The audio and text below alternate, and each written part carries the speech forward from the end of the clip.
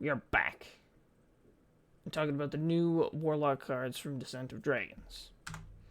First off, we have Dragonblight Cultist. 3 cost 1/1. Minion. Battlecry, invoke Glockrond. Gain +1 attack for each other friendly minion. So, if you don't know what invoking Glockrond is for the warrior, it is summoning 2 1/1 imps, which are demons. So, this goes into a Zoo Glockrond deck that I have seen. It's not a bad deck. I believe it is a tier 2 or tier 3. So honestly, when I first saw this card, I'm like, this card isn't good. I honestly did not think this card was very good, but I have been proven wrong on that. It is actually a lot better than what everyone was thinking, or at least what I was thinking. It's actually a relatively good card. So for that, I give it 3 stars for playable because it fits into that deck archetype very well. It doesn't really fit into anything else, though. Infidel Rights. Invoke Glockrond, give your minions +1 attack. This, I don't believe, actually fit into the Zoo Warlock deck. Well, the Glockrond Zoo Warlock deck. You know what I mean. I just don't, because invoking Glockrond is always a relatively decent, is always a decent play. But the +1 attack to minions, I honestly, as I've always thought with this card, is just not enough of an effect for how much this costs. So for that, I do give it 2 stars for bad. Veiled Worshipper, 4 cost, 5/4 minion. Battlecry, if you've invoked twice, draw 3 cards. This card I actually thought was going to be really good, because a 5/4 for 4 that you draw 3 cards is insane. But this doesn't fit the Warlock Glockrond very well. So really, it actually isn't even utilized, which completely is surprising, because Zoo Warlock is meant to play a bunch of stuff, hit the face. Play a bunch of stuff, hit the face. So on and so forth. Hoping to overwhelm your opponent with the amount of stuff you have on your board. So because of that, this doesn't really fit that. So I'm still going to give it 3 stars for playable because it's still a super strong card. We have Abyssal Summoner, 6 cost, 2/2 Battlecry. Summon a demon with taunt and stats equal to your hand size, which is really good with one of the legendaries that lets you have more than 10 cards in your hand. But this card is still, honestly, I think, kind of weak, because a hand Warlock, a hand lock deck really doesn't have enough support anymore, or just like a big hand Warlock really doesn't have any type of support besides this Mountain Giant, because Molten Giant is in Hall of Fame, so it doesn't have any support there. It's got the dude that lets you have a bigger hand, but really there isn't that much support. So therefore, I still give it 3 stars for playable, because it can still be very good in certain situations. But in most situations, I don't think you're going to have a really big hand or anything. Crazed Netherwing, 5 cost, 5/5 dragon. Battlecry, if you're holding a dragon, deal 3 damage to all other characters. This is a better version of Hellfire, but with the prerequisite of having to have a dragon in your hand, which for Warlock is difficult, because you really don't run dragons in Warlock. So that's, honestly, you do not see this guy have much play, because dragons are not run in Warlock. which is kind of depressing because this card is really strong otherwise. So I will give it. What am I thinking? I'm still gonna give it 3 stars for playable. Dark Skies. Deal 1 damage to a random minion. Repeat for each card in your hand. So this goes back to the hand lock argument of is there enough support, or if you have a big hand, is this worth it? I mean, this one isn't bad if you have a big hand, because it can really mess up some boards. But it still just seems like such a little effect because it's 1, 1, 1. But if you have a big hand, it adds up to a lot very quickly. But also that means that you haven't really been playing cards, or you've been playing cards that draw you a bunch of cards, or you've just been life tapping. Which then your opponent is going to have a big board, which means this kind of swings it back in your favor, but I don't know.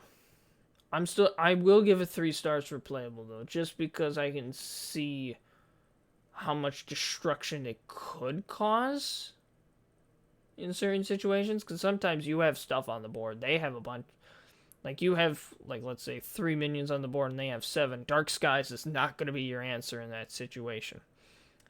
Dark Skies is best situation for when you have like nothing on the board and a big hand. So let's move on to Nether Breath. 2-cost Warlock spell, deal 2 damage. But if you're holding a dragon, you deal 4 with lifesteal instead. Once again, it goes back to Warlocks don't really play dragons, but if they would play dragons, this card would be really good once again. Therefore, I give it 3 stars. Just because it's good, but Warlocks just don't play dragons. So really kind of just a throwaway card. Rain of Fire, simple spell. It costs 1, deal 1 damage to all characters. Very Warlock card, really. It's basically like a weaker version of Hellfire, basically. Instead of Hellfire, it is now Raining Fire, which honestly, Raining Fire also sounds really deadly. But apparently, it's not. Just does a little bit. So, I just don't think this card is impactful enough, really, to really do much. Like, would you like, it's quote unquote technically could be a better version of Arcane Explosion in a way, but honestly, Arcane Explosion for sure doesn't get played either. So that yes, you got a cheaper version, more Warlock type, because you take damage too. So I mean, I still do not think this card is gonna see like any play. So I give it 2 stars for bad. I wouldn't get rid of it. I would say it's bad though, so 2 stars. Here's Mr. 12 hand size. Valdris Velgeorge? Is that what that is? 7 cost, 4/4 Warlock Legendary. Battlecry, increase your maximum hand size to 12. And on top of that, you also draw 4 cards. So super impactful long term, because his stats are super underwhelming. But it is... So it's great if you want to have a big hand side, like for the Abyssal Summoner. I don't know if this is trying to create like some type of control Warlock, maybe, is kind of what I think they were going for. Or like try to bring Handlock back. I'm honestly not sure.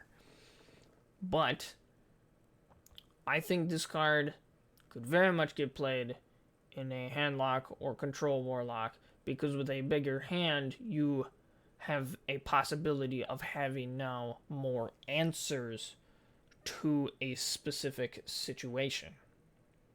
So I do very much think that this is still a relatively good card. It's just not the right meta for it. So I give it 3 stars for playable.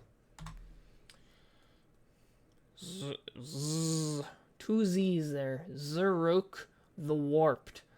8 cost, 4/12 Warlock Dragon. Whenever your hero takes damage, you summon a 6/6 Nether Dragon. It's not just on your turn. It's whenever this guy is on the field, you take damage. So on turn 10, you could play this dude. Life tap. You got a 4/12 and a 6/6 on the board. For 10 mana and technically 2 health as well.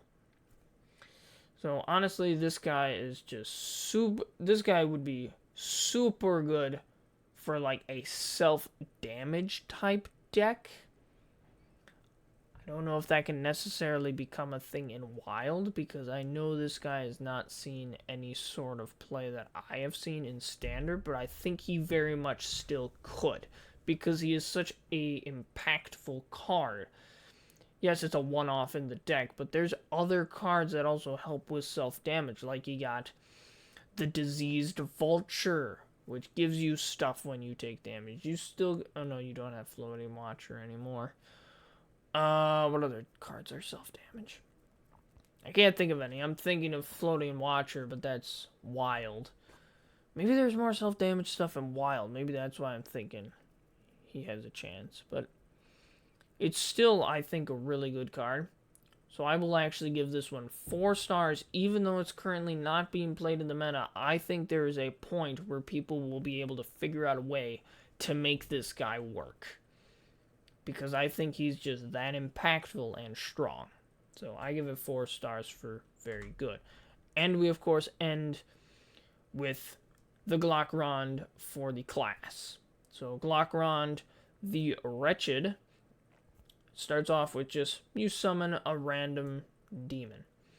You upgrade it, 2 random demons. You upgrade it one more time, 4 random demons, and you get a 5/2 weapon. Your hero power is summoning 2 1/1 imps. And basically, if there is going to be any type of cards that are going to get a 5-star rating, is probably going to be the Glockronds, because they create the Glockrond deck.